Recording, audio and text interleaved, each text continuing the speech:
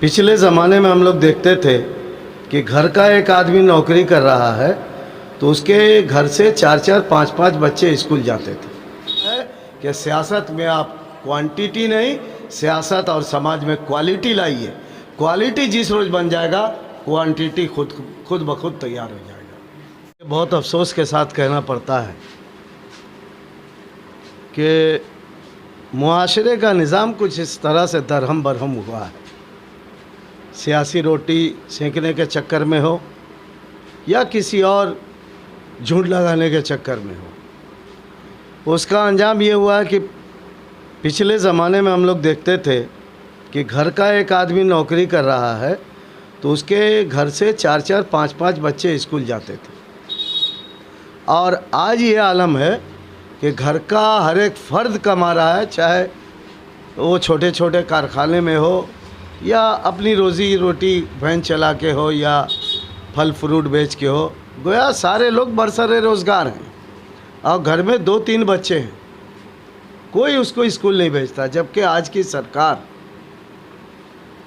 पढ़ाई फ्री में देती है, बैगेज फ्री में देती है, स्कूल तक जाने के लिए साइकिल फ्री देती है और आपको खाने पीने का इंतज़ाम करती है। यहाँ तक कि जब आप 10 क्लास पास कर जाएंगे तो आपको सरकार के तरफ से माइनॉरिटी के लिए, ये सरकार मौजूदा ममता बनर्जी की सरकार अभी जो पश्चिम बंगाल में है, अच्छी खासी रकम देती है कि आप तालीम हासिल करने के लिए लोन ले सकते हैं।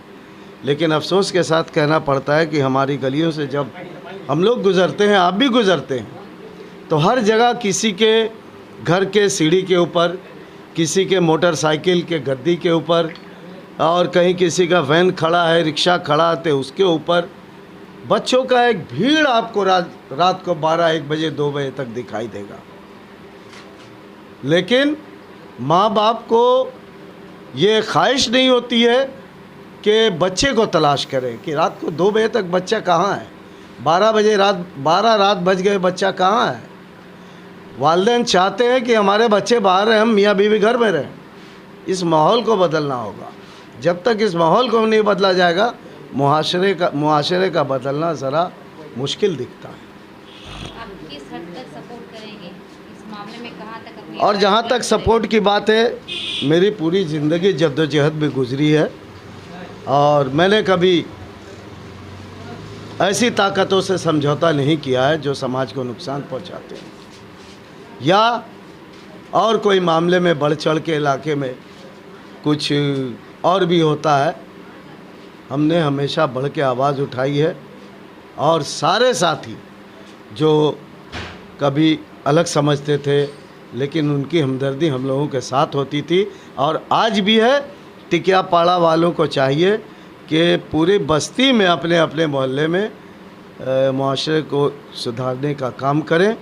सब कोई, पुलिस हो या सरकार हो, हर मामले में आपको पेश रहना होगा। लेकिन एक बात को आपको याद रखना होगा कि आप कभी किसी सियासी लीडर या सियासी शख्सियत से मुतासिर होकर सियासत का आप हथकंडा न बनिए। अपनी आवाज़ को हमेशा बुलंद करते रहिए, इलाके के डेवलपमेंट के लिए, इलाके की तरक्की के लिए, इलाके को अच्छा मुआशरा देने के लिए। ज़रूरत पड़े तो अपनी पार्टी के अंदर, अपने मुआशरे के अंदर भी अपनी आवाज़ को बुलंद करना हो, वरना हम लोग इसी तरह से वोट राजनीति में मिसयूज़ होते रहेंगे और हमारी आवाज़ जहां जाकर बुलंद होनी थी वहां कुछ चमचा सिफत लोग इस किस्म को करके एक उभरती हुई ताकत को, एक ज़िंदा आवाज़ को दबाने की कोशिश करते हैं।